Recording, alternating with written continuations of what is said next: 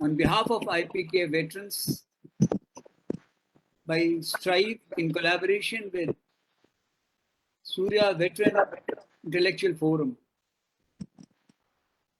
IPKF operations is a part of Indian military history, which appears to have been forgotten totally. There had been many questions. People questioned the sending of IPKF, conduct of IPKF operations, and the timing of its return. So we thought that it would be in the witness of things that we take it upon ourselves and try to bring it to the knowledge of everyone who's interested in military history and know that IPKF is a very, very important part of our build up. We are indeed honored to have three erudite scholars amongst us, soldier scholars, part of this great operations. N.K. Kapoor, who was at that point in time was part of the IPKF at Podo, saw it at a ringside view. And later, he kept growing in the Indian Army and retired as a Lieutenant General.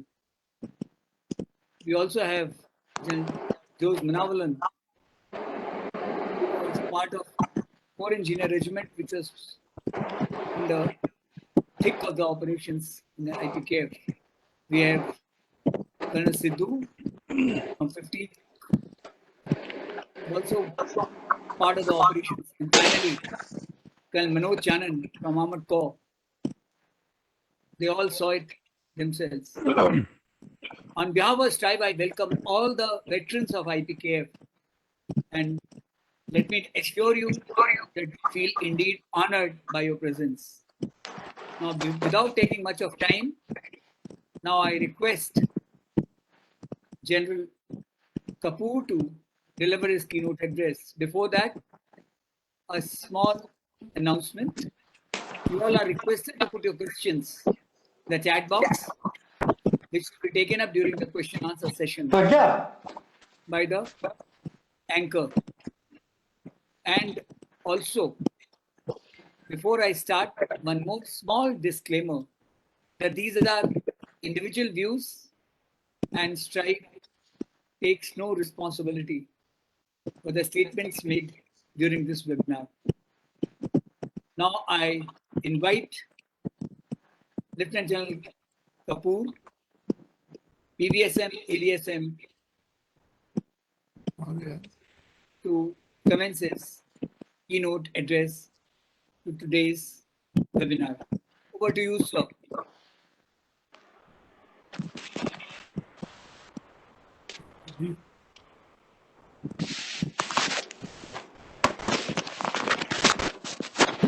I request Kapoor to please unmute yourself, sir. The request sent already. So, Jana Kapoor, sir, unmute yourself. Okay. Thank you, General Secretary. Thank you, friends. Good evening to you. Thank you, Strive and SBIF for this invite. This webinar is our tribute to all our comrades who made the ultimate sacrifice in our common. Needless to say that the experience gained and the lessons learned by us will greatly help in planning any out-of-area operation in the future. Indo-Sri Lankan relations were more or less on an even keel till the end of late 60s, when a prominent group started propagating that a weak and poor Sri Lanka needed support of a strong and rich power rather than India, which was weak and poor itself. This idea gained wide currency. A belligerent Sri Lanka assisted Pakistan during the 71 operations. It also invited Israeli and Pakistani forces to suppress the insurgency.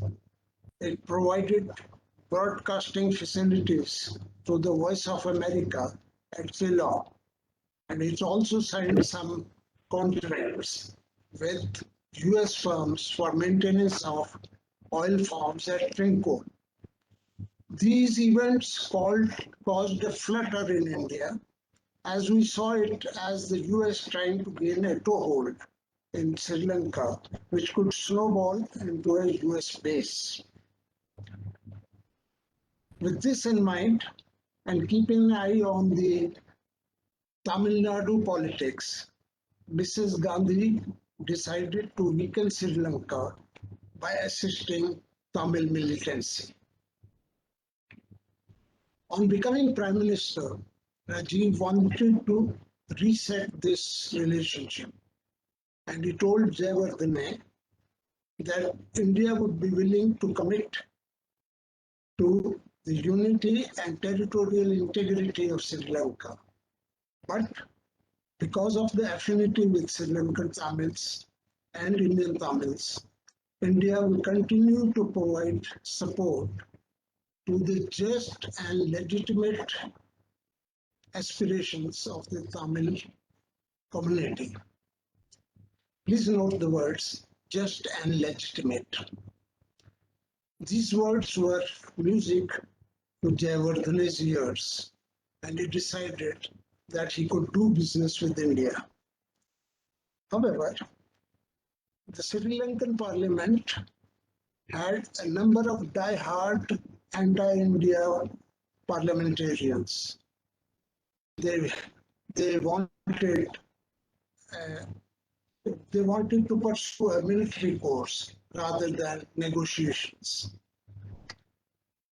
So Sri Lanka proceeded on two parallel lines.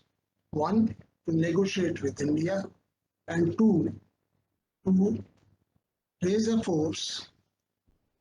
armed force, to meet the challenges. This force would be supported by USA, UK, Israel, South Africa, Pakistan, and China, and some others. While this work was in progress, in May 1985, Sri Lanka was rocked by a violence of high order. This was perpetuated by the Tamils as well as JVP party, which wanted leftist party, which wanted to gain power in Sri Lanka. The government was not able to control this and therefore decided to fall back on India.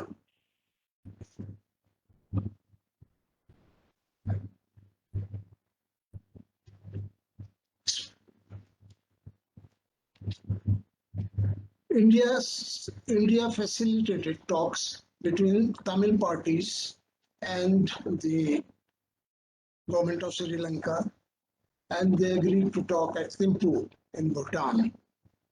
And some very positive proposals were decided upon. It is at this point that Prabhakaran in Thimphu found that the various Tamil parties were all pulling in different directions, and therefore he decided to eliminate their leadership and become the sole arbiter of Tamil interests. LTT wanted the Illam to be fought for militarily.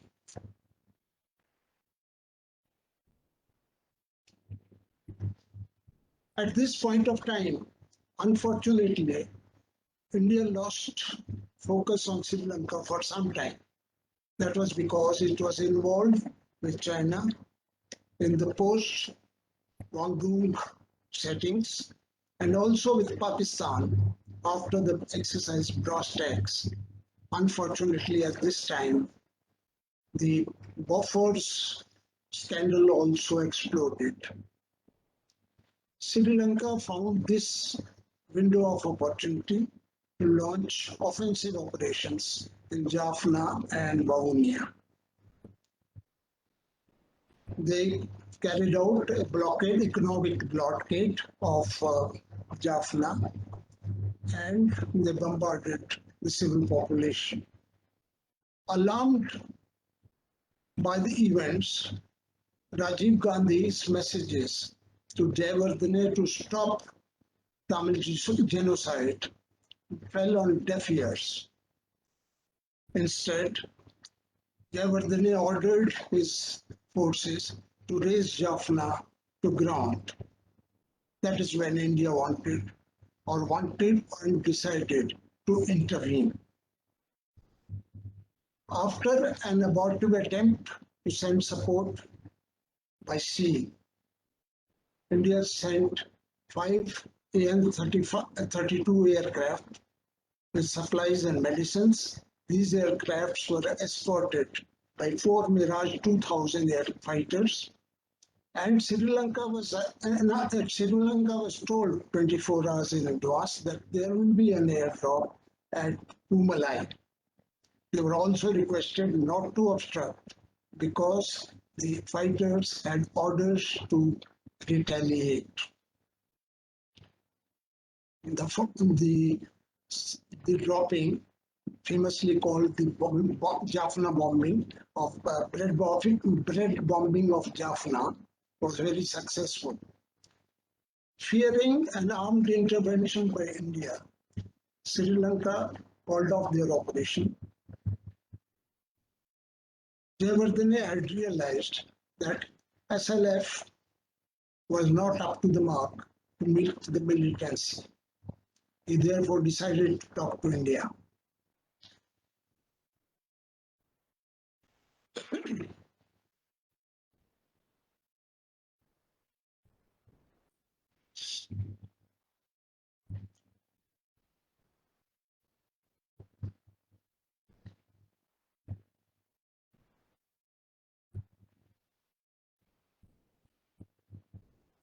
A draft accord was prepared by India and it was circulated amongst all the stakeholders.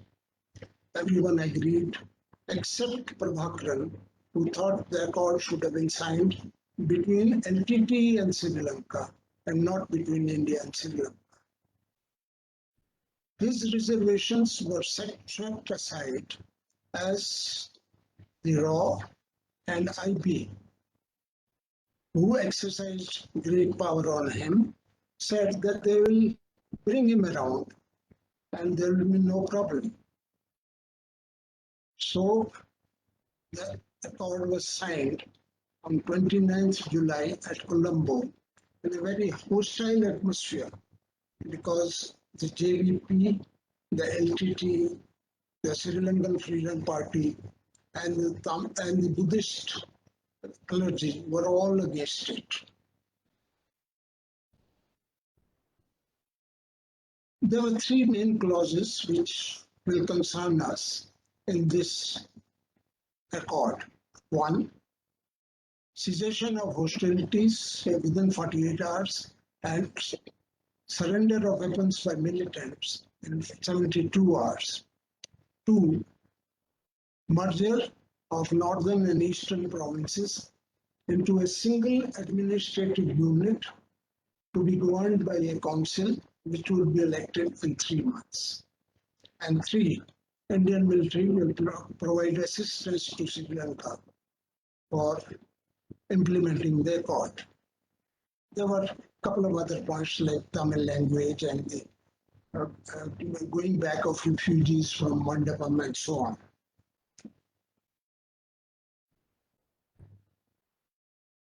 As this accord was signed, Jayawardene requested Rajiv to send a force to Jaffna and Trincomalee to oversee the accord. Rajiv accepted it immediately, and 54 leading elements started landing in Jaffna within 24 hours.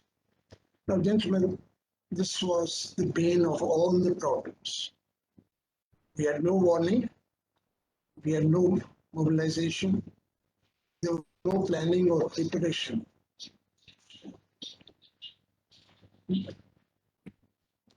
And a force was inducted across the seas into a foreign land with an ad hoc command and control setup and a rudimentary logistic system.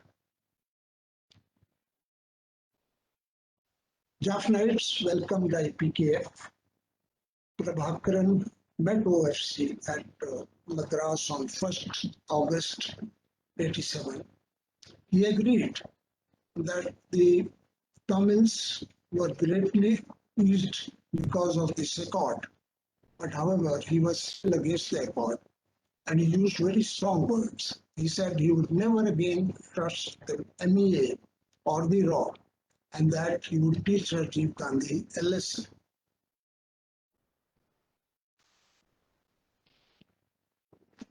Jaffna was limping back to normal. There was peace. Weapons were surrendered, but these were the weapons which India had given to the LTT and not the weapons they have acquired from other forces. We had no knowledge how much they had acquired from others. Everything seemed all right till suddenly lightning struck. And it struck on 3rd of October when a boat carrying 17 armed LTT corvettes were intercepted by the Sri Lankan Navy. They were brought to the air base at Palani for onward transshipment to Colombo. There was quite a confusion here.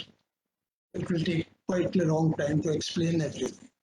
But suffice it to say that before these people could be airlifted, they took cyanide, and 12 of them, including important LTT leaders like Kumarappan and Pulendran, died.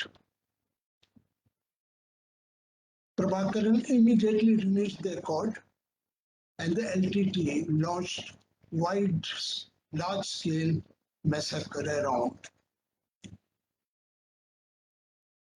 On 7th of October, IPKF was ordered to use force. Now, this contingency, where a peacekeeping force was to turn into a peace enforcement force, had not been planned. It had not been thought of either by the Government of India or by Army headquarters, and therefore there was no planning and preparation. It was a bolt from the blue. General Dipinder, the OFC, appreciated the requirement of 6 to 7 infantry brigades, a commando battalion, an armored regiment, a mechanized infantry battalion, and a field regiment for capturing Jaffna in 4 days. He had a meager force of 2 infantry brigades, a commando battalion, a squadron of armor, and a battery of artillery when he commenced the operation on 10th October. The 3rd Brigade landed on 12th October, 4th Brigade landed on 15th October, and the 5th Brigade landed on 18th October. And all these forces were pushed into action without orientation as they landed from the aircraft. Jaffna was captured in 17 days. On 26th October, it was a very costly victory. LTT moved south and withdrew into the Wani jungles. IPKF set about resuscitating Jaffna with a massive civic action. Jaffna was peaceful, but Wani Jungle's skirmishes continued. At this point, two more divisions were inducted to suppress the LTT and in order to carry out the elections later. 4 Div and 57 Div were brought in.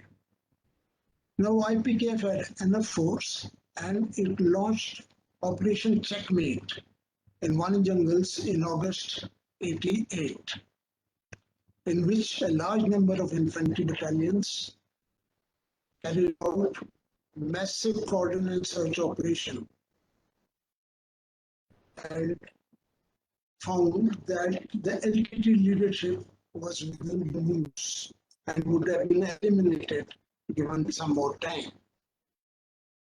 Probably an SOS was sent by LTT because we suddenly had the whole Tamil community in all over the world, including some organizations like Amnesty International and all, saying that if they wanted a peace, they wanted a ceasefire so that Prabhakaran could be brought out for negotiations. General Carter was dead against it. There was no way he would agree. But then there was a brigade called the Peace Brigade, which wanted peace, given a chance, led by Raw, IB, General Sarvesh Pandey, GOC 54 Division, and Brigadier Kalu, Town Commandant Jaffna, and they prevailed. The government of India decided to give a ceasefire, and Calcutta was made to announce a 4-day ceasefire which extended into 8 days. LTT got off the hook. There was no talk of negotiations thereafter. Sri Lankan government rightly thought that IPKF had deliberately reached out Bakaran and secured his movement outside the border. Now, the time was to elect the government, and preparations started in good force. Although the LTT was opposed to it and Sri Lanka was also opposed to it, the elections were carried out peacefully, and Varatharajan Perumal became the chief minister. However, the government of Sri Lanka now made an about turn and refused to devolve powers onto him, and they became defunct.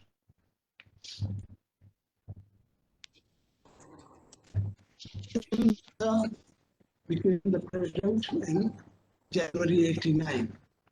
He immediately negated the accord, lifted the ban on LTT, and also scrapped merger of North and Eastern provinces. Sri Lanka was back to where it was in 83-87 period. Then this also gave a warning to the IP to withdraw by July, failing which force was being used. Visualizing an armed encounter of Rubicon was planned. However, General Patwat was able to pacify Premdasa and say that we will withdraw within 5-6 months, but withdrawal will continue immediately.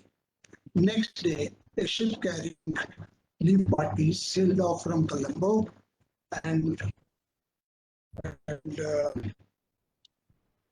announcement was made that IPKF has started withdrawing. Ranjit lost the elections in December 89. The new government under VPC immediately asked IPKF to withdraw by March 90. IPKF withdrew unsung after performing a task which was thankless but was performed valiantly. Was IPKF a failure? This question, the answer to this question begs answer to another question. What was expected out of it? Nobody has answered that question. When the time came to eliminate IPKF, time came to eliminate leadership, the government of India had flat feet,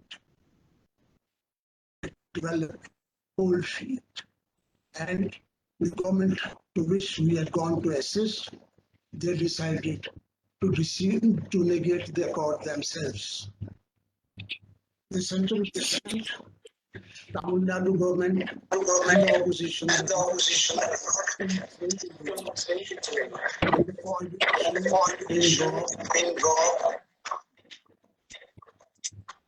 and it was bad. However, now, believe it or not, the LTT continued to buy explosives from Sivakashi, and LTT casualties came back to India in hospitals in Tamil Nadu for treatment while the battle was on. This was the state. The entire episode can be summed up as a blind man's bluff. Thank you.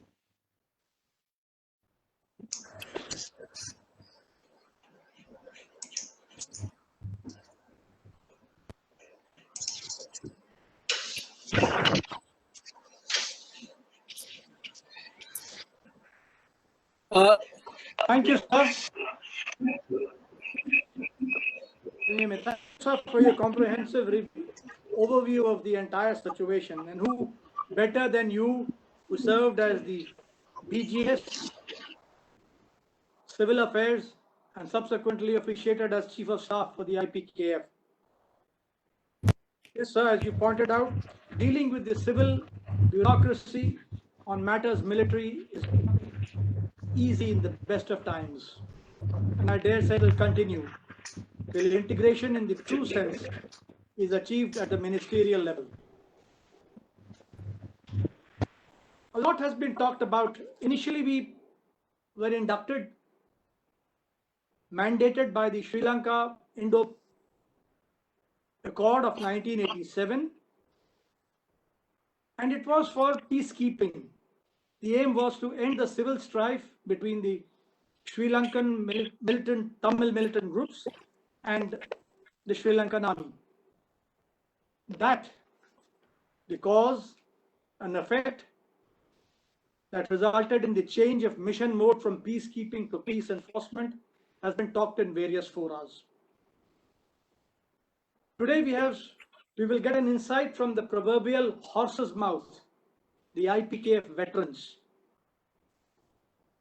on the geopolitical and domestic politics prevalent at that time, on the military challenges during induction, and the intelligence aspects of execution of the intervention. Gentlemen,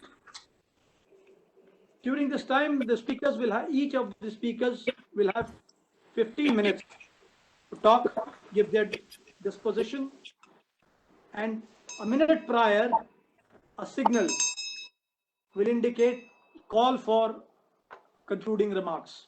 Please adhere to it.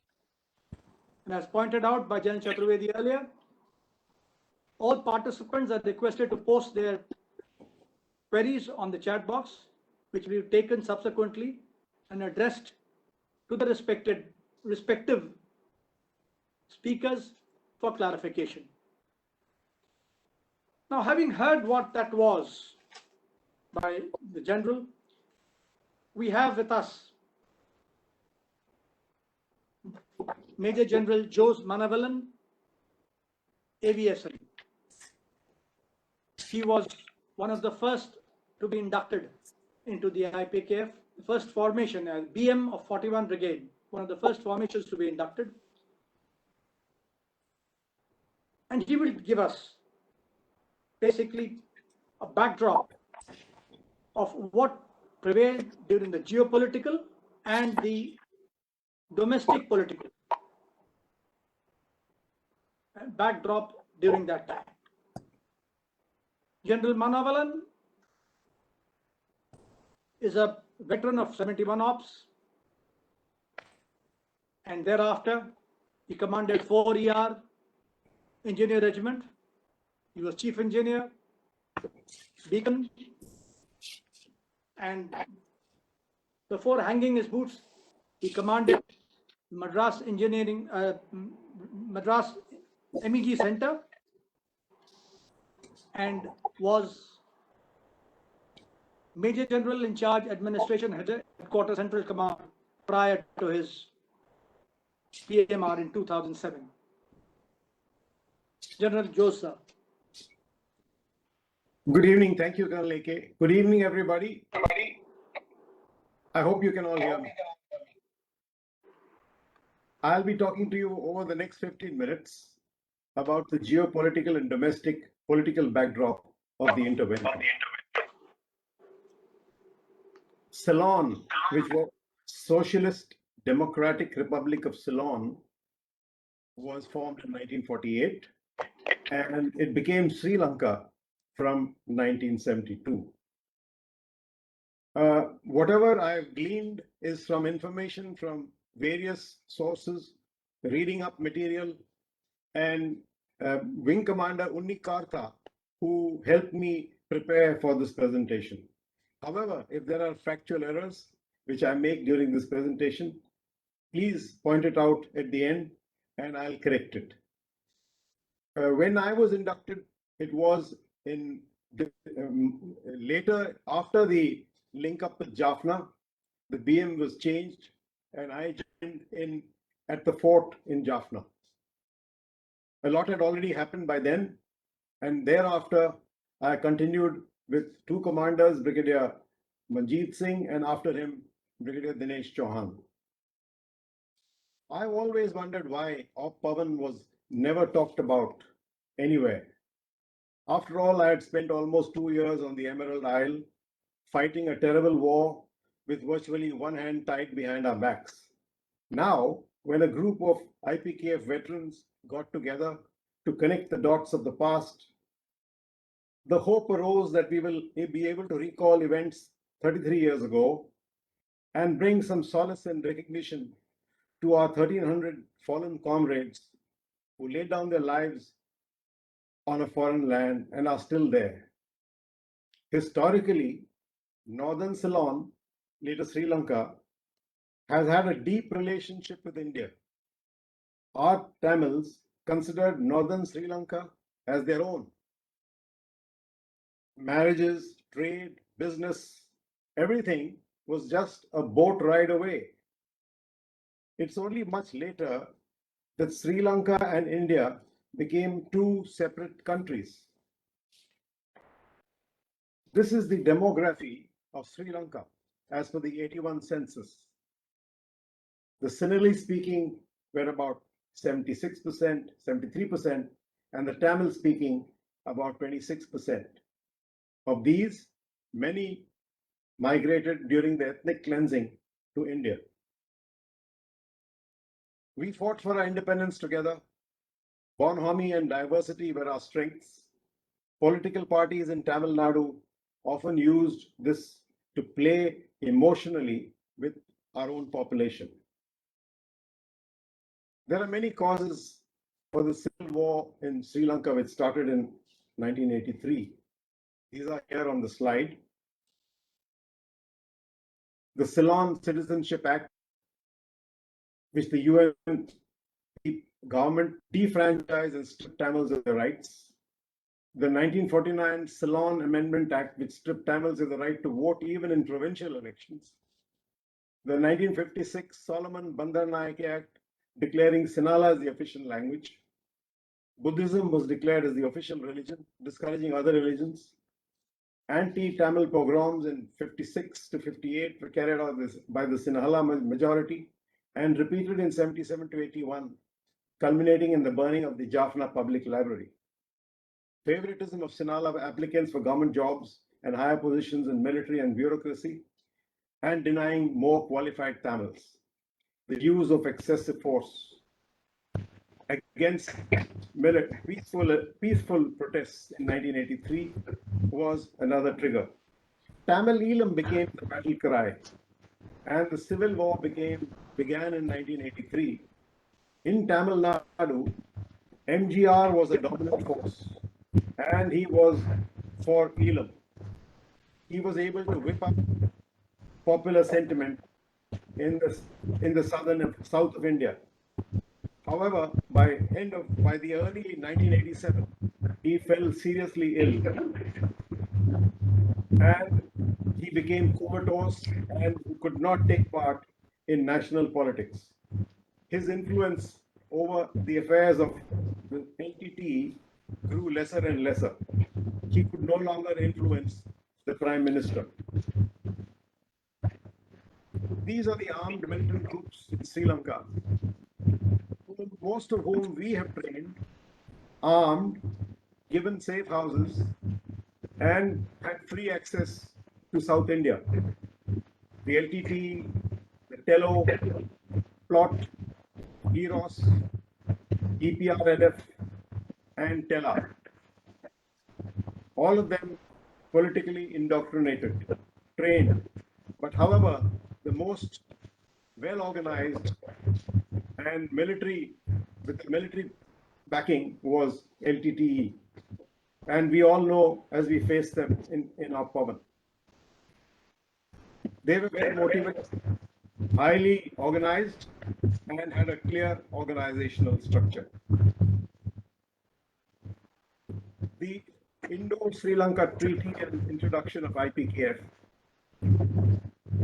General Kapoor had talked about it. In brief, the armed rebellion of JVP faction was a threat to the president of Sri Lanka.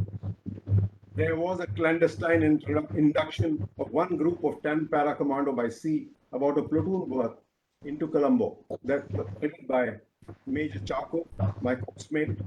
They were housed in a hotel, and they were asked to keep ready with a helipad nearby for evacuation of President Jayawardene should the need arise.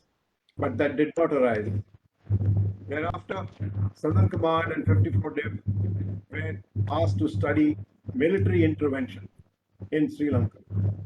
Thereafter, the political volte-face took place, and whatever intervention we had planned had to be changed by the arm twisting of the US ambassador and President Jayawardene. The PMO was directed the Indian ambassador in Sri Lanka to help draft the Indo-Sri Lanka Accord in consultation with the government of Sri Lanka to stop civil war. The draft accord was made in satisfaction along with the government of Sri Lanka, submitted to our government, didn't include any clause to protect or naturalize Sri Lankan Tamils and accord them citizenship. The terms also included invitation by the government of Sri Lanka to the Indian military to be stationed in Tamil populated areas as IPKF. Prabhakaran was invited and airlifted to Delhi. He studied the accord and rejected the terms of the draft accord because they were not consulted. This meeting took place on 27th of July when President Jayawardene flew into Delhi and met the Prime Minister in an early morning meeting and went over the draft accord. Once they were in agreement, he went back. The next day, our Prime Minister called in Prabhakaran to his office, and it is reported that Prabhakaran outrightly rejected the accord. Thereafter, Prabhakaran was taken back to his hotel room, and next day, the Prime Minister went to Colombo and signed the accord. The Sri Lankan naval rating assaulting our Prime Minister during the Guard of Honor took place at that occasion. The 1987 accord had many flaws, as General Kapoor brought out. It was rejected by the Tamils, and it seemed to have a lot of opposition within the Sri Lankan population as well. The LTT was well organized, as I said. They were well led by then Velupillai Prabhakaran. It had a clear organizational structure. The Political and Foreign Affairs Minister Anton Balasingham and Kittu ran their affairs from foreign countries and in Sri Lanka. The fundraising and armament procurement was by Tilakar. The second in command at that time was Satyashivam Krishna Kumar and afterwards Mahendra Raja. And they had three wings, the political wing and the military wing, and another intelligence wing under Anna. Later on, Mahathir took over as second in command. They were highly motivated, as we saw, well knit, and they were good at jungle warfare. They were committed, they were dedicated, and stuck to their original plan. The IPKF, as we came to know it, had a very large structure, and GOC 54 Dev, I don't envy him the task that he had and the number of bosses he had to report to.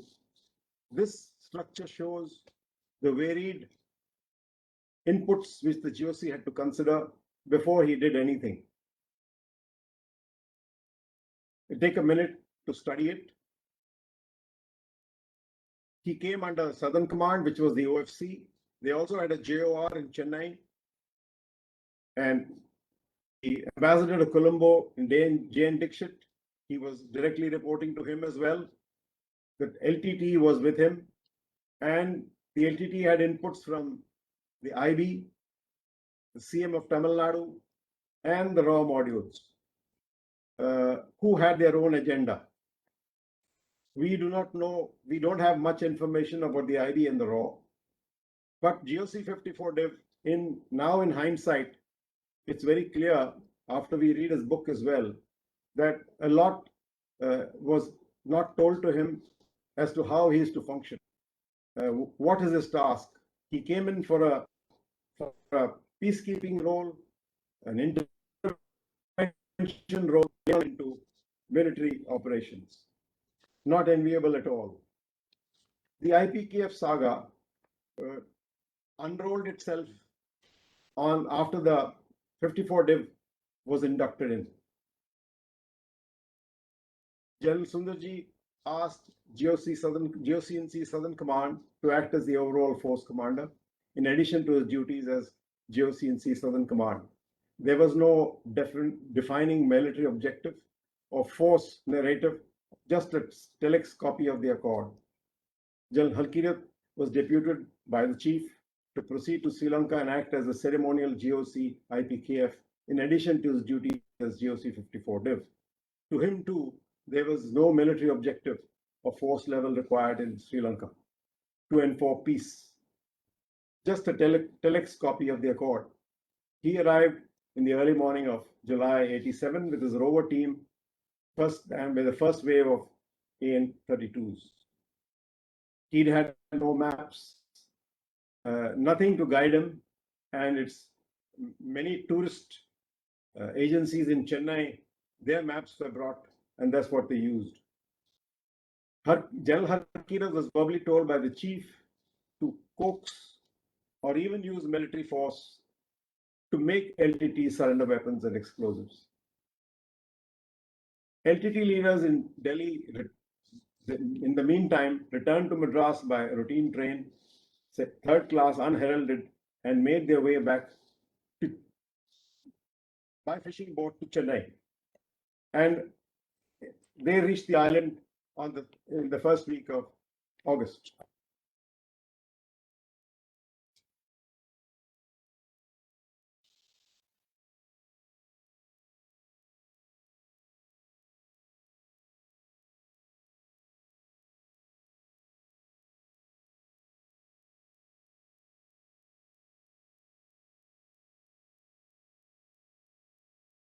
My presentation is stuck. Can someone?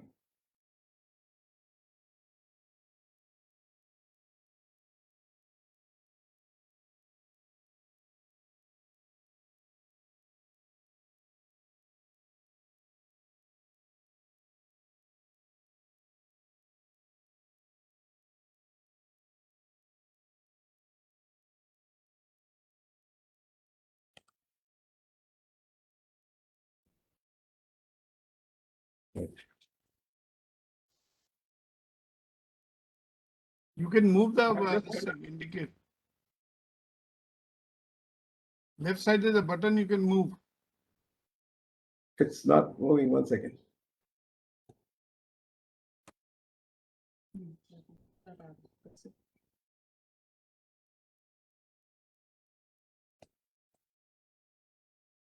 Uh-huh.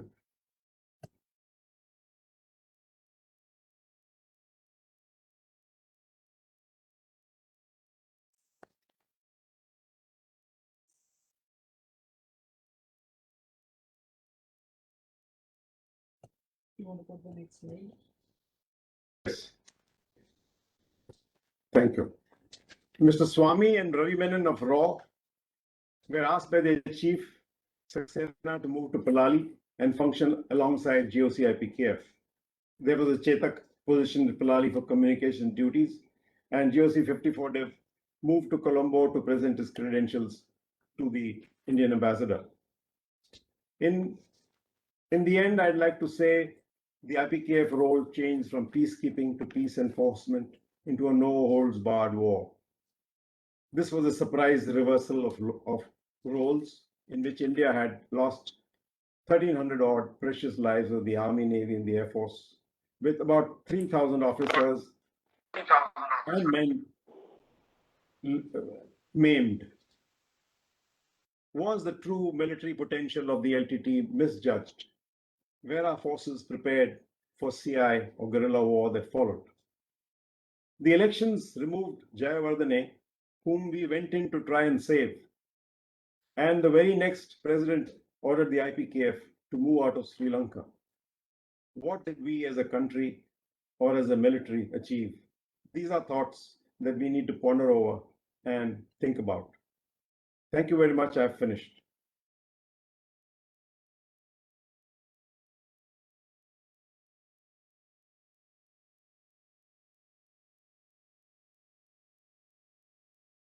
Thank you, sir. Thank you. Giving an insight into the preamble of the intervention. The poser that you left us with, what did we as a country achieve, is one of the reasons of continued revisits on the issue of IPKF in Sri Lanka.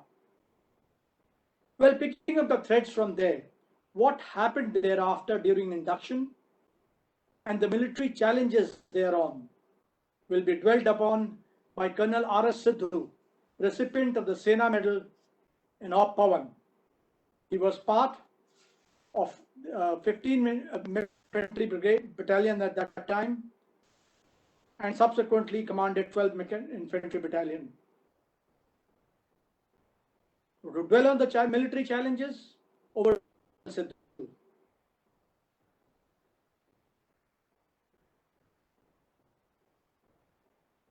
Colonel Sidhu, please unmute yourself.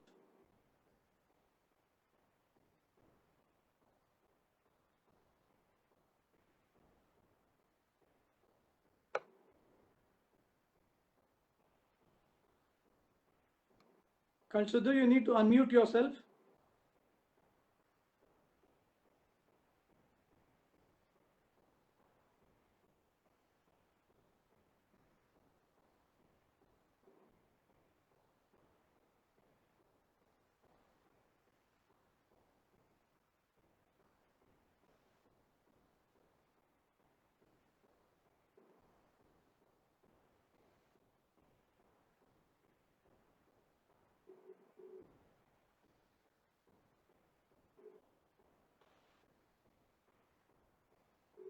Colonel Sidhu, you are still muted.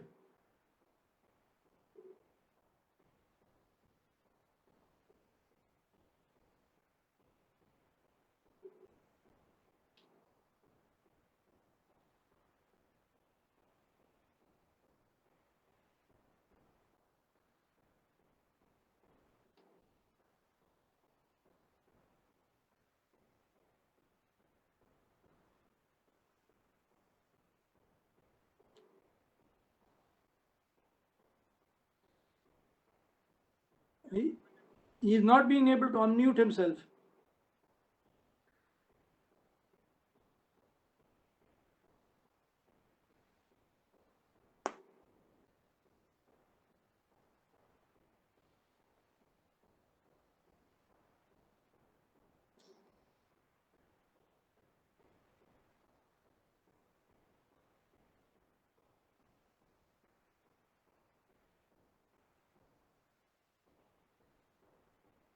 Colonel Sidhu, you're still unmuted. The mic below, can you mute? Can you see the mic below?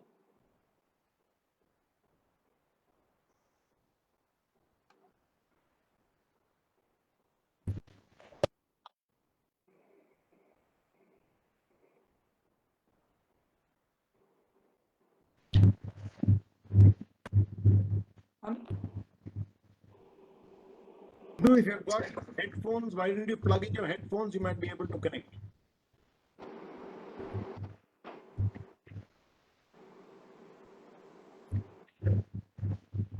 Although, yeah.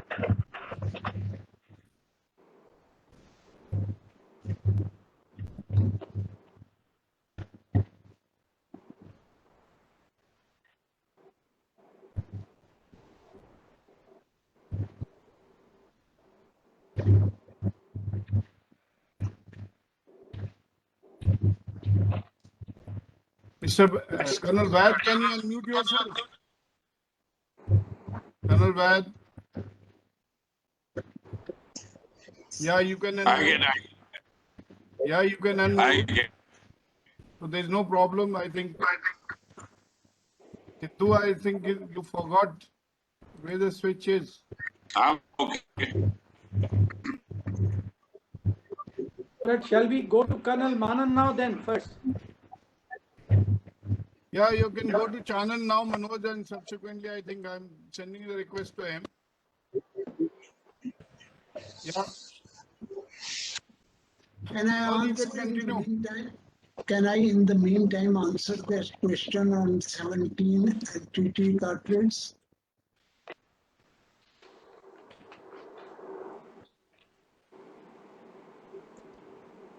I do not know who's posed that question to you, sir. If you desire, okay. Otherwise, we could take it during the Q&A session, sir. Okay, as you wish. As you Thank wish. you, sir.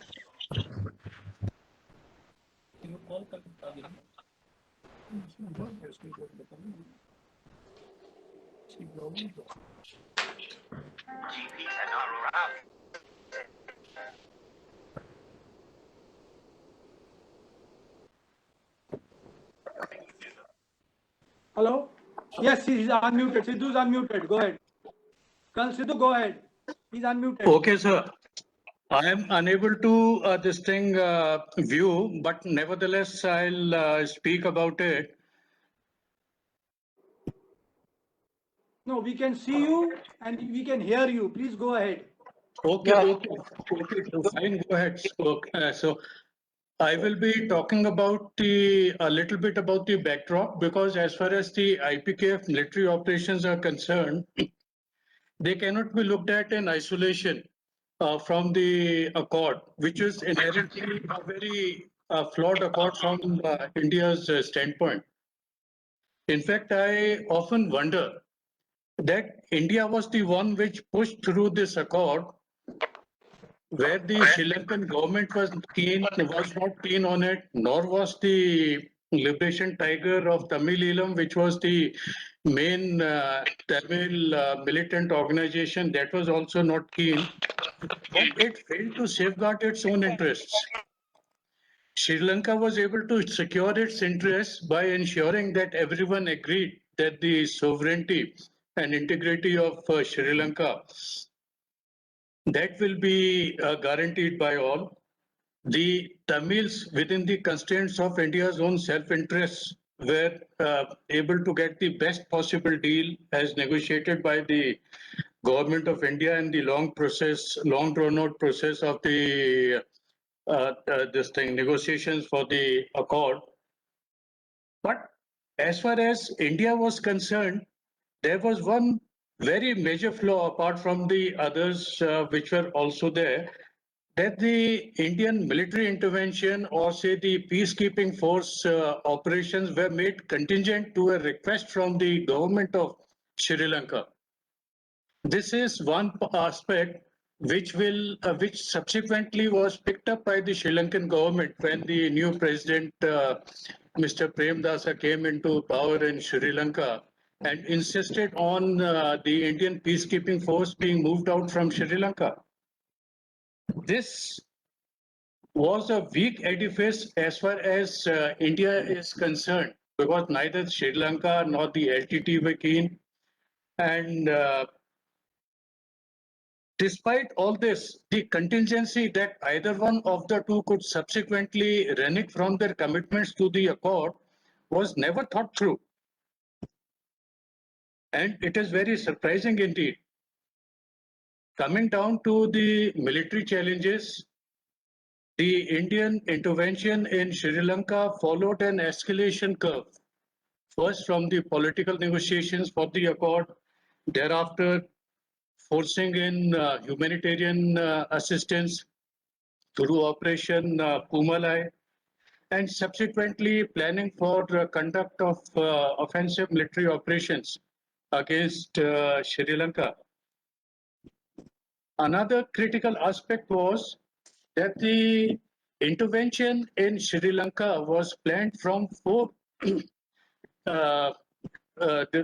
military bases, mounting bases. One was in Agra, the second was in Secunderabad, the third was in Vizag, and the fourth was in Chennai.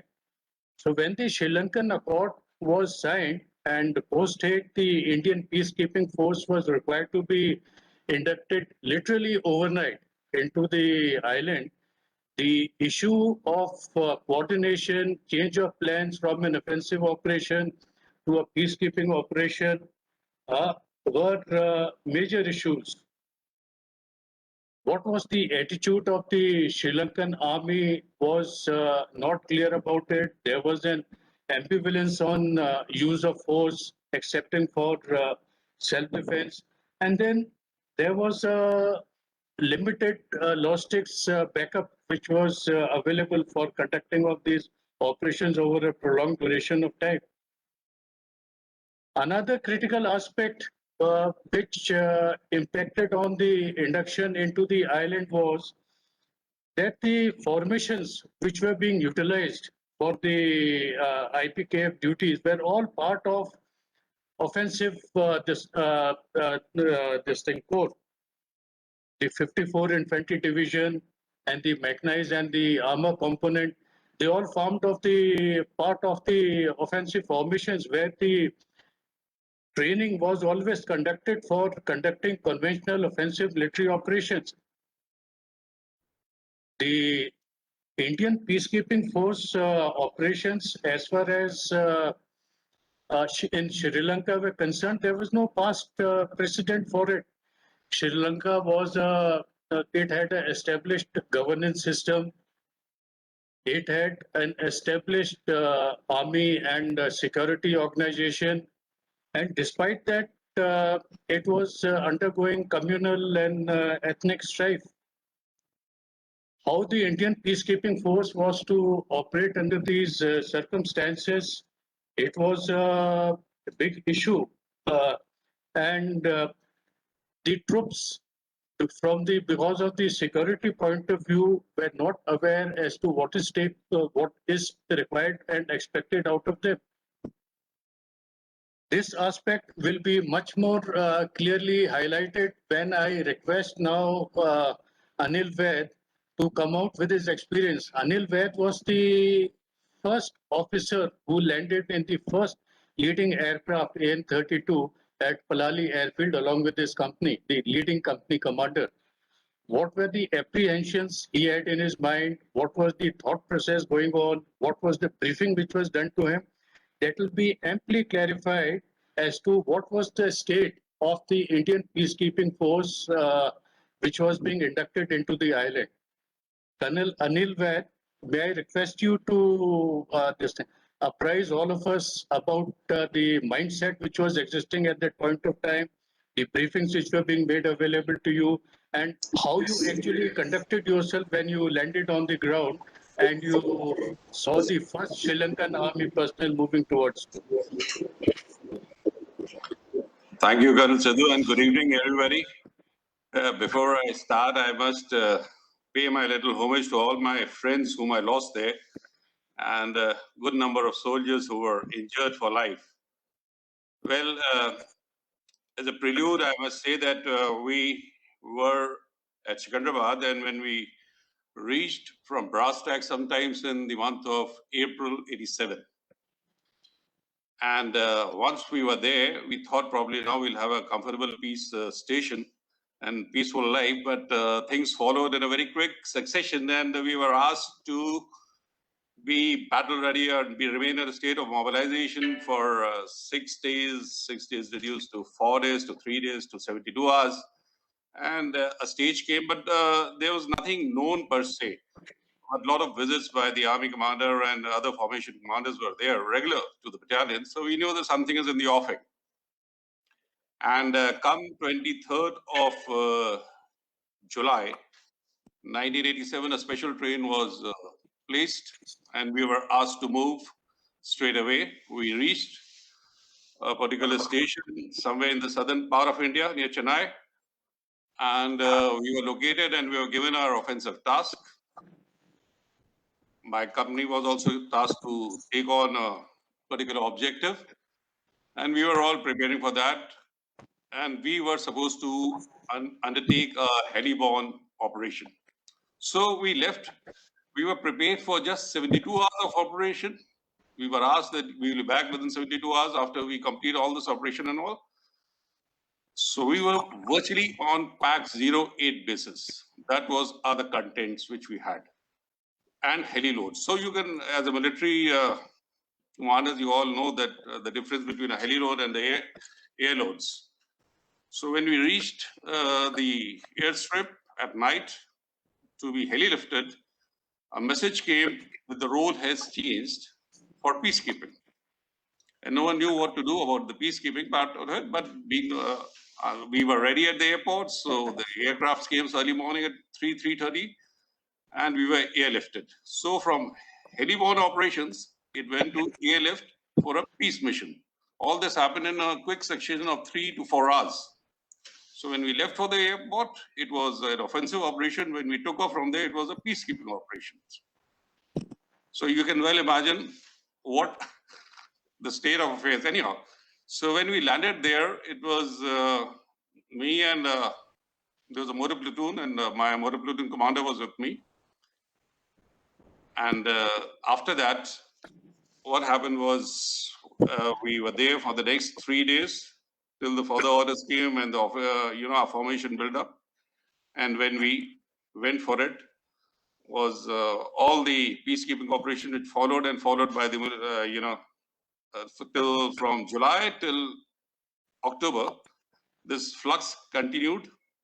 And when after 3rd of October, we all know what happened, and the operations were launched. That was the state of affairs. But the first few days after landing on Palali airfield, we never had where to go. So we were virtually staying at the airfield for 4 days before we moved to a place near Elephant Pass as a battalion base, and from there we were subsequently moved to different locations in due course of time. Thank you very much. Thank you, Anil Bhai, this thing for enlightening all of us as to what was the situation exactly on the ground at that point of time. So I will briefly run through the induction sequence when the orders came through. On 29th of July, the Indian peacekeeping, the India-Sri Lanka Accord was signed. And on 29th July itself, in the night, the amphibious operations from Kankeshan Thurai were launched, which was 91 Infantry Brigade, 47 Infantry Brigade, along with a company of mechanized infantry. On 30th morning, the 91 Infantry Brigade, along with the DIF headquarters and a company of mechanized infantry, commenced their induction by air through Palali airfield. So one has to see the speed with which the operations were commenced, the speed which the whole gamut of the operations was changed from an offensive operations to a peacekeeping operation, left no time for the troops to be briefed and the coordinations to be done exactly the way it should have been done for a military operation. Subsequently, 76th Infantry Brigade was moved on LSTs as well as the merchant vehicle shipping to Trincomalee along with a third company of the mechanized infantry. They kept a battalion in Trincomalee, and balance of the brigade along with the Mech company moved down towards Batiklova, and at one point of time were deployed right up till Potuville, Kalmanai, Potuville, Akrai Pattu, and all those places. So as far as the initial phase is concerned, there was an uneasy equation with the Sri Lankan army. Everyone was aware that a large portion of the Sri Lankan citizenry was against the accord, and that impacted upon the Sri Lankan army also, and their officer cadres and their men. So there was an uneasy equation as to what is likely to happen and what is the attitude of the Sri Lankan army and how the Indian peacekeeping force personnel are required to react towards them. When the induction was taking place and the Indian armed peacekeeping force personnel were moving this thing, like for example, within Jaffna itself and from Trincomalee towards Batiklova, there was a mass welcome from the Tamil citizens who were there. Almost the entire habitation areas which were en route came onto the road to welcome with coconuts, with flowers, and so on and so forth, to the extent that it was taking us roughly around 1 hour to move just 1 kilometer. It was hampering our effort to reach our destination. And this definitely had a psychological impact on the troops who were inducting because of the horror stories which they were being told as to what had happened with them when the Sri Lankan army was conducting their operations, especially their very notorious special task force, which was at the lead in carrying out these operations against the Tamil civilian areas, etc. Why I'm talking about this is that subsequently, when overnight there was another change of orders that now you have to fight the LTTE and in support of the Sri Lankan army, that was psychologically a very difficult aspect to be accepted and understood by the troops. There was no prior intimation that this possibility is likely to take place. Even the hardest of mercenaries, I will call it, will be able to switch over from this time fighting their erstwhile friends or colleagues, I would say. So this is the situation which was there on the ground. Once the induction had been completed, then there was another issue which came in, which was that the fighting troops were confined to the camps. So they were unfairly denied of any possibility to carry out ground recce's. The military maps definitely were not existing at that point of time. And here there was a very interesting incident which took place during this period, that in Trincomalee, there were communal riots which took place. And as far as these communal riots were concerned, under the garb of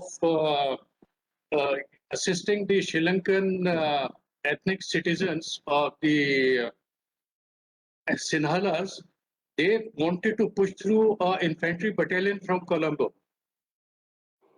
This is the time when the orders were given at Trincomalee to stop this Sri Lankan infantry battalion from entering into the IPKF mandated areas. Without creating any diplomatic incident, this was handled with finesse. The impact of this... Colonel Sidhu, please conclude. Okay, sir. Look, I am on to the conclusion part only now. That the impact of this was that for the next 1.5 years, the Sri Lankan army held itself back from interfering in the operations of the Indian peacekeeping force. Of course, thereafter was the incident of 17 LTT cadres committing suicide. Here again, there is a misnomer that these cadres were under our custody. It was not so.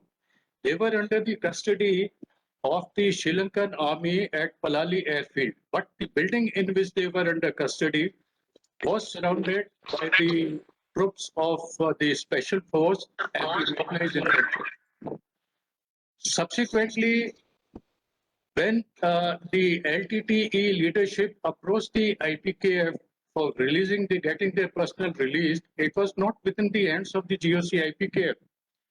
The LTTE was looking at para 2.11 of the accord, where a general amnesty had been announced, whereas the Sri Lankan army was looking at para 2.9 of the same accord, which stated that the weapons have to be surrendered within 48 hours, and it was much beyond that. The LTTE at no point of time was interested in surrendering their entire quota of weapons, and we should have accepted that, and it would not have come as a surprise that we were overnight required to carry out operations against the LTTE, for which we were not prepared at all, and all indicators of the inductions and the way the troops were brought in, that they were employed. Half battalion is in Trincomalee, half battalion is in Jaffna. They are landing, and within 24 hours, they are inducted into the operation. In short, that it was not so. So, without taking any further time, this is what I have to talk about as far as the military challenges of the induction, the interim period between the August and September before the commencement of the active operation, how Sri Lankan army attempted to intervene and how it was stopped without creating a diplomatic incident, which by itself is a entire story for itself. Thank you very much. Thank you, Colonel Sidhu, for your no-holds exposition. It only highlights the importance of planning, the aspects of planning and preparation for any military operation. Now, to say that acquisition of intelligence is crucial for success of any military operation would be a crass understatement. Colonel Manoj K. Chanan will now talk us through this, the intelligence aspects of planning and execution of the intervention. Colonel Manan was part of 65 Armored Brigade there, regiment there, and subsequently he has to his credit raising of CIA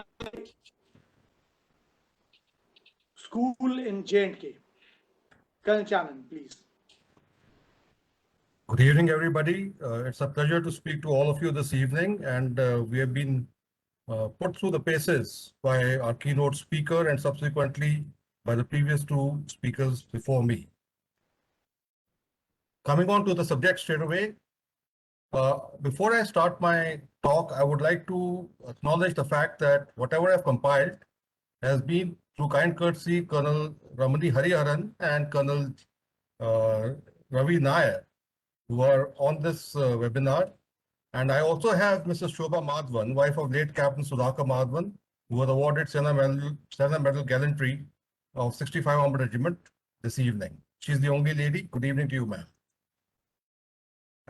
I start at the macro level as to what was our security apparatus which was taking decisions for operational requirements.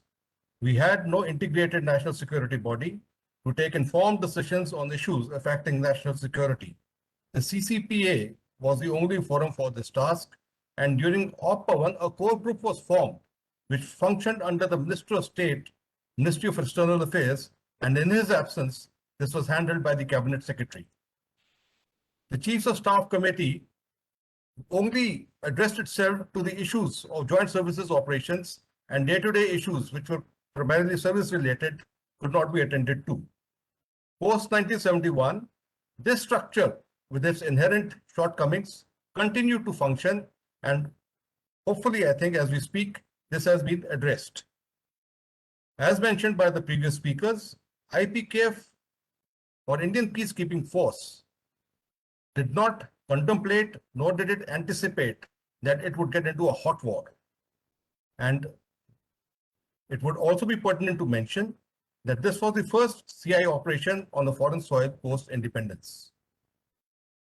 Giving you a bit of what the military int organization was that time and what its capabilities were. MI was a minor corps and its task was confined to security and combat intelligence. It had limited planning and battlefield intelligence acquisition capabilities.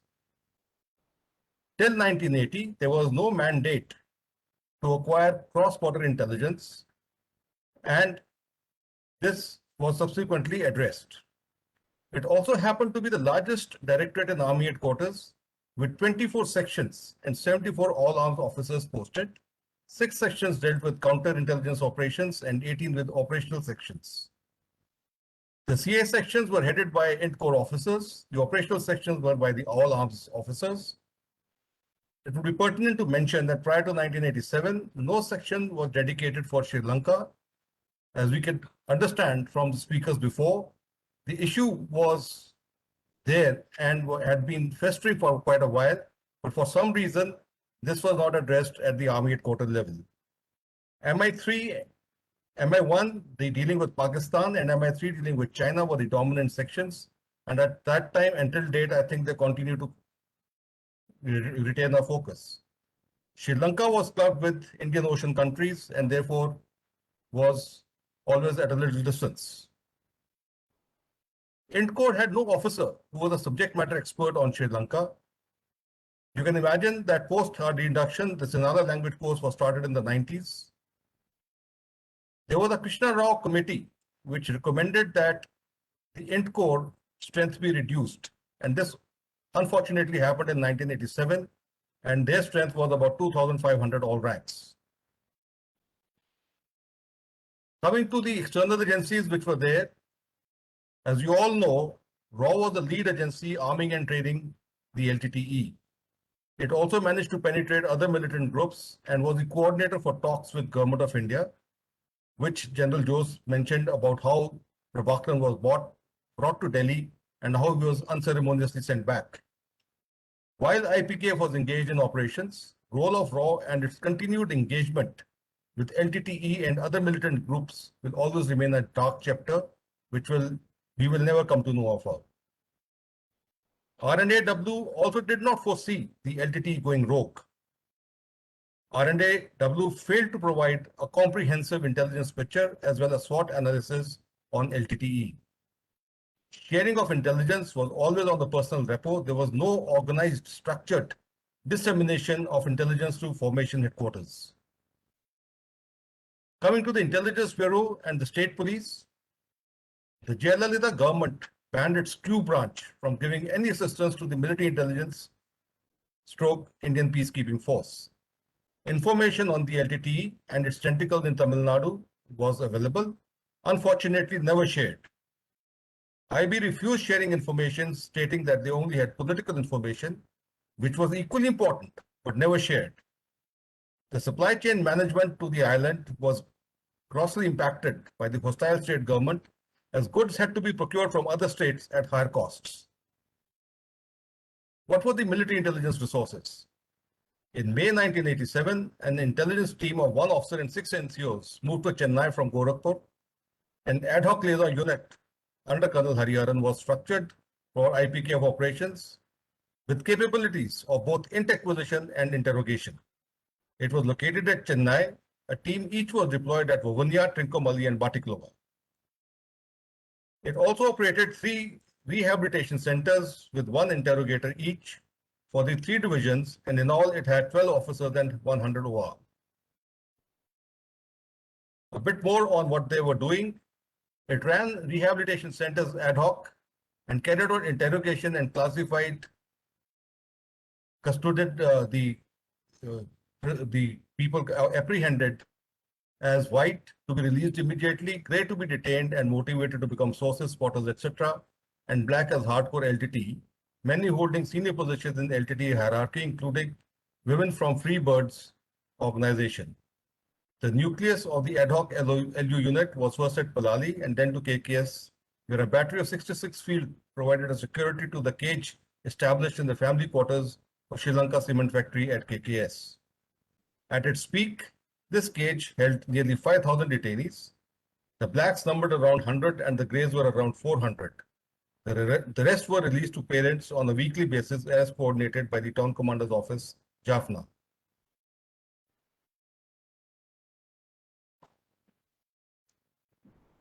The deaths at KKS was an example of rudimentary jointness with in-corps officers, JCs and NCOs, plus additional interrogators from IAF, Navy and other arms from the Indian Army. Anyone with a South Indian name was picked up and sent by concerned MS branches.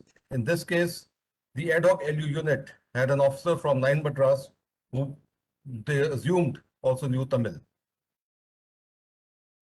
On induction of 54 Infantry Division, in the first week of August 1987, Tamil-speaking in-corps officers and NCOs were attached to OFC headquarters at Chennai. Intelligence personnel dispatched to Palali on August 5, 1987, they had no functional resources to be able to carry out their duties. However, the two MI officers of the team, on their own initiative, made contacts with Sri Lanka Tamils to send periodic reports to the DGMI. Negligible intelligence input from either DGMI or other agencies was available to them or to 54 Dev. I will now come to some of the shortcomings of the military intelligence, and I will also sum it up by some of the positive aspects. Due to lack of resources prior to operations, resulted in no deployment of intelligence assets in Sri Lanka. In fact, it adversely impacted gaining timely and useful information to 54 Dev for Jaffna operations. Dissemination of intelligence inputs, assessments from RAW/IB were not provided prior or during the operations in Sri Lanka. It would also be pertinent to mention that the EW group that was functioning there was sending all its reports to Army headquarters, and on some occasions, at a personal level, some combat intelligence was being shared with the local units of formation headquarters. Headquarters Southern Command also failed to provide assessments of the intelligence inputs. Due to the negative attitude of Tamil Nadu government, no intelligence was forthcoming from them. LTT, however, was acting with impunity in Tamil Nadu during the entire period of operation, exposing troops to potential LTT threat. Insecurity prevailed among Tamil sources, and they were reluctant to work for MI as they felt that MI lacked influence over the others, namely the Tamil Nadu state government and RNAW. The MI officers who were posted to Sri Lanka had little background knowledge on it and its environment when they were inducted. Intelligence NCOs' performance was below par. Both officers and NCOs tended to accept unassessed information from sources as A1. At one stage, in 3 of the 4 divisions, the GSO-1 intelligence were of low medical category and they had had no previous intelligence exposure. There was negligible input from the air or naval intelligence sources. The Tamil media in Tamil Nadu and Sri Lanka were rich open sources for information which went untapped. There was no interface with Indian media, men who had traveled into LTT areas either covertly or openly. This rich resource went unexploited. Coming to the positives. MI detachment in its assessment to DGMI in September 87 indicated that it would take 3 years to bring the Northeast provinces to manageable proportions. This almost came true. Notwithstanding the fact that it was a graduated response during Op1, the DGM extended maximum support, and effort to recruit Sinhala-speaking Tamils were migrated from Sri Lanka was also made. During the period of troubled peace, August to October 87, MI officers made useful contacts both within the LTTE and among influential pro-LTTE civilians, particularly in Jaffna and Trincomalee. These contacts came in handy when operations commenced. Sources provided valuable inputs on political moves of the LTTE, as well as on some key issues like LTTE's contact with the Janata Vimutti Peramuna JVP, which was carrying out its own insurgency in the Sinhala areas. The other positive aspects were that the MI could pick up that the LTTE had picked up some man-packed bases air defense systems. It also established a contact between the Sri Lanka President Premdasa and the LTTE leadership. Videography of LTT-backed agitations in Jaffna and Trincomalee helped identify key ring leaders, and on commencement of operations, these suspects were picked and successfully turned into informers. Clinching evidence, photographs and wiretaps of collusion between Sri Lankan army elements and LTT were established. Extent of collusion between the Sri Lankan government and LTT established, which also at one point of time towards mid of 1989 led to the IPKF thinking of carrying out some offensive operations. Useful contacts were also established in Sri Lanka's National Intelligence Bureau. I have finished here. If there are any questions, they may please be shared in the chat box.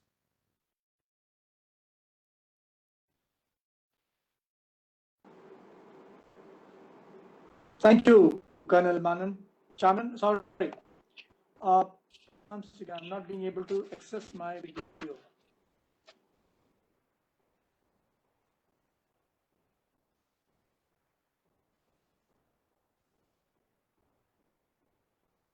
Yeah. Thank you, Colonel Manoj, and for a very incisive appraisal of the whole thing. And at the outset, first of all, let me apologize to Mrs. Shefali Kochar for not having addressed ma'am initially. Sorry, my apologies. Now take on questions. When there were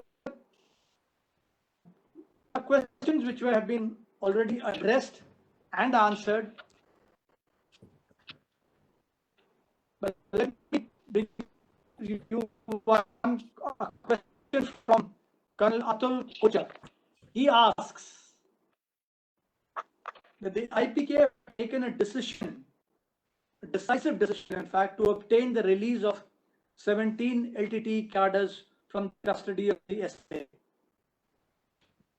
Now, could this have made events that followed been different? Now, it has not been addressed to anyone, but I presume either General Kapoor or General Jose could answer it. Sir? General Kapoor, sir?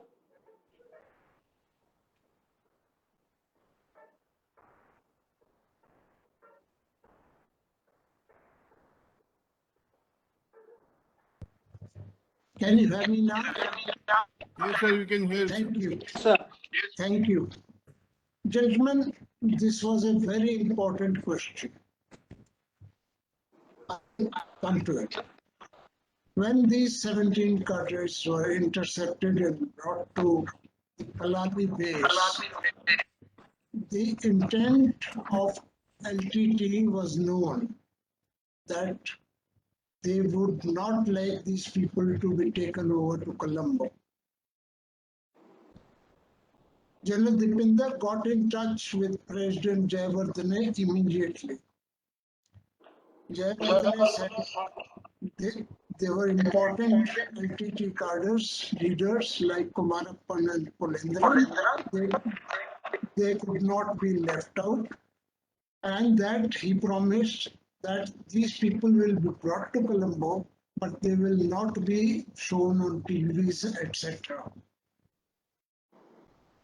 The LTT wanted amnesty to be followed, but the Sri Lankan point of view was that amnesty was for everything that happened before 29th of July and not after that. They were legally correct. Thereafter, the question was that can they be handed over to IPKF?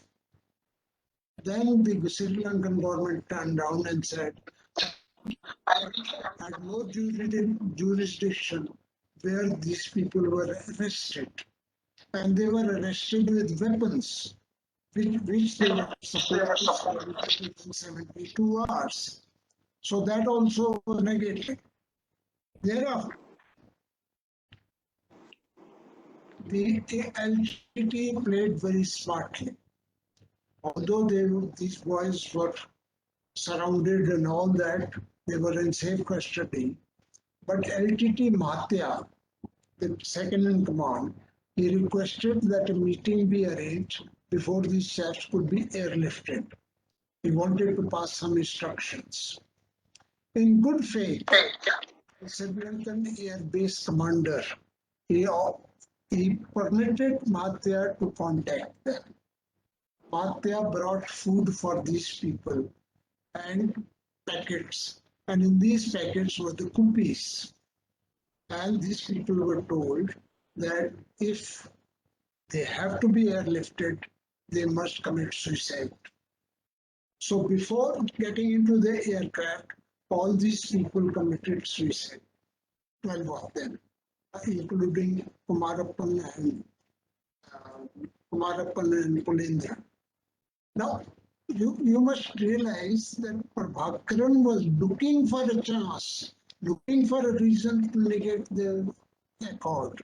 He had already said he had no faith in MEA, he had no faith in RAW, and he'll teach a lesson to Rajiv Gandhi, and he did not accept the accord. So he was looking for an opportunity to renege, and this opportunity was provided him at this point of time. I forgot to make one point. That was that the Indian High Commissioner, Mr. Dikshit, he spoke to GOC 54 Dev Harkirath, and he told him, take over these prisoners forcibly. Harkirath's response was very, what should I say? He said, I don't take orders from you, I take orders from my overseer. That was it. And so, we had an occasion to go back from the accord, and the very day, very large scale violence started. Thank you. Thank you, sir. We have another question from Colonel Dharmendra. He said, was the induction of IPKF delayed, and was it a blunder to pull them back so early? Again to General Kapoor, sir. I have not understood the first part of the question. What was IPKF? We have a choice of not inducting the IPKF when the when the Sri Lankans were getting support from Pakistan, Israel, and South Africa and Singapore. Was the induction delayed? Okay, now I got your point. Now I got your point. And was the de-induction? Second part I have understood. Okay. Thank you, sir.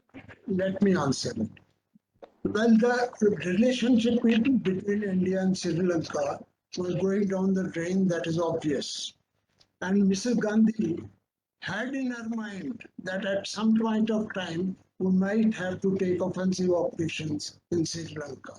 In fact, some planning was done. Our friends have also told us how the units were moved and where they were moved. But Mrs. Gandhi was also under pressure.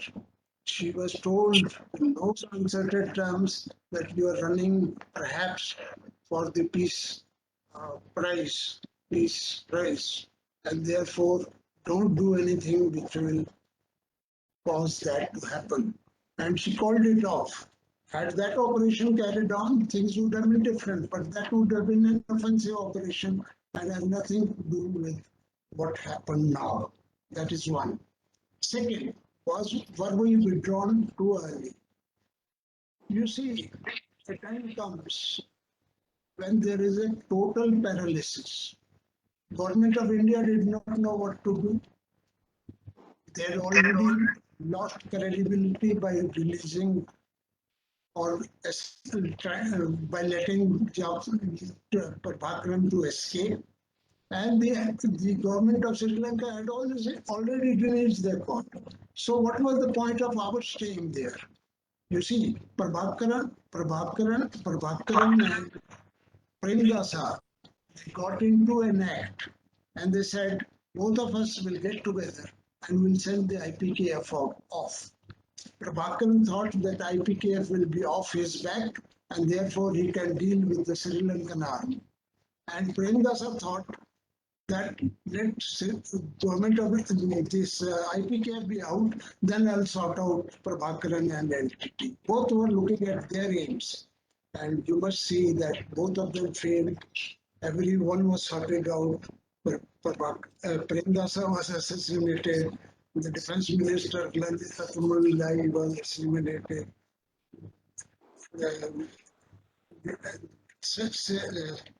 What was his name? Gamini was also assassinated. Rajiv Gandhi was assassinated. So you think it was a bugger all. Who could do what? Had we stayed on, what would we have achieved? Because the government had already refused to devolve the powers to the council, Northeast Provincial Council. So they were without any job. And you know that Perumal, he had to be brought to India for safety. He's still lurching around somewhere in central India. So we would not have achieved anything more. It was total paralysis. Nobody knew what to do. In any case, government of VP Singh, which always thought that my predecessor was a fool, and therefore IPKF was a mistake and must get back. That is that. Thank you. Thank you, sir. And now over to Major General Chaturvedi for his concluding remarks. General Kapoor, sir, veterans of IPKF and other participants of the webinar, it was a very good occasion to look at past. And one thing which emerges, the famous quote of Sun Tzu, that if you know your enemy and know yourself, you will win thousands of battles. But the last part of it is the most operative part. That if you don't know yourself, you don't know your enemy, then you are bound to lose.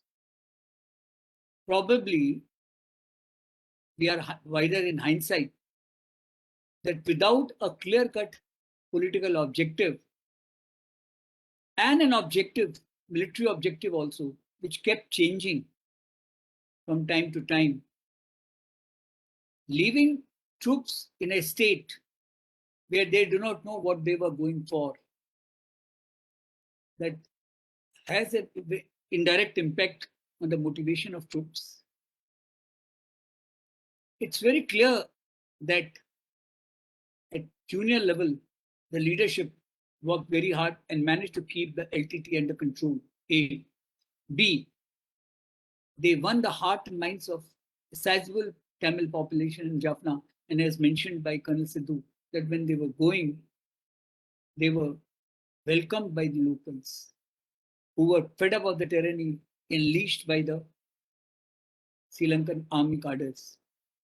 But in this case, it's a very strange situation that we are fighting someone else's war who was not very keen for us to fight his war against someone who was at one point of time was our protege, but was not keen for us to be there, and yet we were there. So we were actually in a state where nobody was keen for us, and yet we were there. Some of the things which emerge very clearly from all the speakers' speech, the planning of any kind of an operation, right from a very clear-cut political objective to clear-cut military objective, finally finding the aim and scope of the operations is the first and foremost requirement. Second thing has emerged from Manoj Chanan's very, very erudite presentation, that nobody can dispute the centrality of intelligence. It's strange that Indian Army has not prepared for any kind of a contingency for Sri Lanka. Sri Lankan, I remember in 1985, I was there personally in Chennai. In fact, on 31st May 1986, when the first Bandh was called in Chennai, I was there. And one thing which was very clear, that you can fight a external enemy only if you have internal consensus. We haven't learned from the history. As Navalan very clearly mentioned, that Sri Lankan Tamils and Tamils of Tamil Nadu, they had an age-old relationship, and which we had not factored in our scheme of things. Because how it is going to impact on Tamil? So therefore, I remember in 86, those same Indira Nagar where there was a house and it was told that Prabhakaran is staying there, or Shastri Nagar, where they will come and collect the taxes from the locals for the operations in Sri Lanka. And I'm privy to all that thing because I've personally seen all those things. So therefore, another thing which needs to be flagged, that we need to have a internal consensus to fight an external enemy. Third thing which emerged very clearly, that small team operations, and in this case, when I was going through General Sardesh Pandey's book, and he mentions about same, I think, 3 engineer regiments from Lieutenant Bedi's assassination by Sri Lankans. In those, we were found absolutely ill-prepared. And in this case, when Kalsedu and General Jose mentioned very clearly that most of the formations which were inducted were offensive formations, and they were not aware of these kind of things. And it was well before RR's raising a specialized task force to deal with this kind of a situation.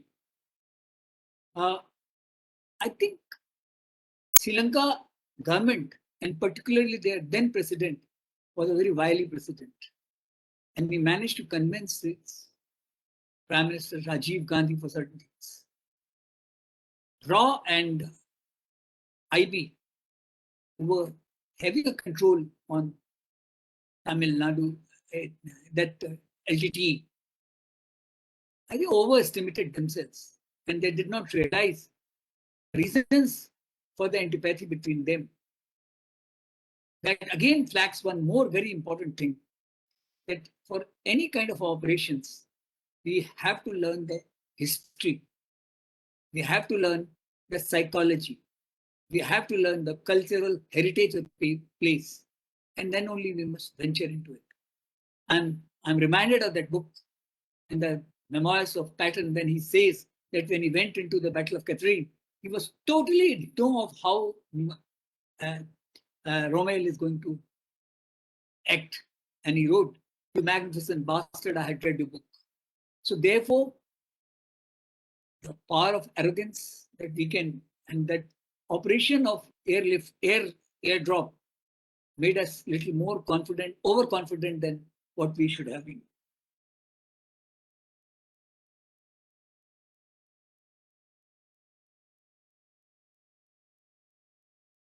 What if the questions were there? It's very easy for us to become wiser in hindsight. But as General Kapoor very rightly brought out, and during the presentation it emerged, that we were dealing with a friend who was almost a foe. That is Sri Lankan army and Sri Lankan government, who called us but provided no support, and they were not prepared to accede to any of our requests. We had gone to unarm someone who had his own agenda. And all this thing, we are becoming wiser in hindsight. But are we becoming wiser in hindsight? Be it Kargil operation and be it last year's standoff. One thing again emerged, lack of intelligence. Second thing, we have to prepare for the operations which we are not prepared. If you prepare for the battle of yesterday, you are bound to lose. So therefore, once again, I'll end my comments, again quoting the same Sun Tzu, again reiterating that know your enemy, know yourself, will win thousands of battles. All it is left for me is that thank General Kapoor, General Manawalan, Kal Sidhu, and Kal Chanan for their very, very no-holds-barred and very, very honest appraisals. And I think time is ripe that we in Indian Army at least should look at, not gloss over these mistakes and try to correct them. If we don't correct them, we'll be condemned to repeat them. Thank you for this webinar. I also take this opportunity to convey my sincere thanks to all the participants for their patience, Colonel AK for conducting it so well, Colonel RP for organizing it so well,